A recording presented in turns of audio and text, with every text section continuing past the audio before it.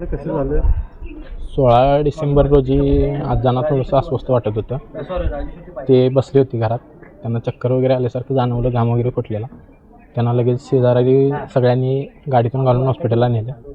बावड्यातील एका हॉस्पिटलला नेलं. तिथं सांगितलं पुढील हॉस्पिटलला न्या, थोडंसं हे वाटत आहे, क्रिटिकल कंडिशन वाटत आहे. तिथून पुढे गेल्यानंतर लगेच आम्ही कोल्हापुरातील एका खाजगी हॉस्पिटलमध्ये गेलो. तिथे उपचार वगैरे सर्व चालू होते. त्यांचे उपचार चालू असताना तब्येत थोडी खालवत निघाली. त्यांची कंडिशन क्रिटिकल होत चाललेली, डॉक्टरांचे उपचार चालूच होते. त्यावेळेला नंतर डॉक्टरांनी सांगितले की त्यांची प्राणज्योत मालवत चालली आहे. त्यांच्या मुलगीला वगैरे बोलवून घेतलं. त्यानंतर त्यांना पण सांगितलं. मग घरी वगैरे सगळं अंत्यविधीची तयारी चालू केली. निरोप वगैरे मिळाला शेजारी पाजारीने. अंत्यविधीची पूर्ण तयारी वगैरे झाली.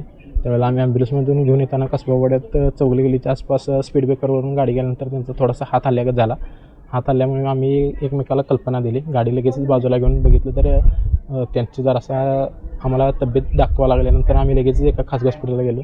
ECG वगैरे काढला. त्यानंतर थोडं दाखवल्यानंतर डॉक्टर म्हणले पुढील उपचारासाठी परत एकदा दवाखान्यात जावं. आम्ही डी.वाय पाटील हॉस्पिटलला वगैरे गेलो. तिथे कंडिशन क्रिटिकलच होती, पण डॉक्टरांना आम्ही सांगितलं तुम्ही तुमच्यापर्यंत प्रयत्न करा, काय असेल ते आमच्या नशिबाची साथ. नंतर आजोबांचं थोडं औषधांना उपचारांना रिस्पॉन्स मिळायला लागला. त्यांचा हात वगैरे हालचाल पुन्हा चालू झाल्यानंतर डोळे वगैरे उघडले. आम्ही जरा आनंदात भारावून गेलो. त्यांना उपचार प्रॉपर चालू केले डॉक्टरांनी. त्यांना साथ मिळत गेली आणि डी.वाय पाटील हॉस्पिटल वगैरे परत त्यांच्या अँजिओग्राफी अँजिओप्लास्टीच्या उपचारासाठी निरामय हॉस्पिटल वगैरे आम्ही सर्व शर्तीचे प्रयत्न केले आणि आमचे आजोबा सुखरूप घरी आले.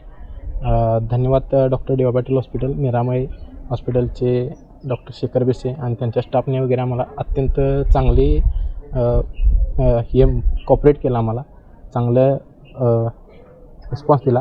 त्यामुळे त्यांना सर्वांना धन्यवाद.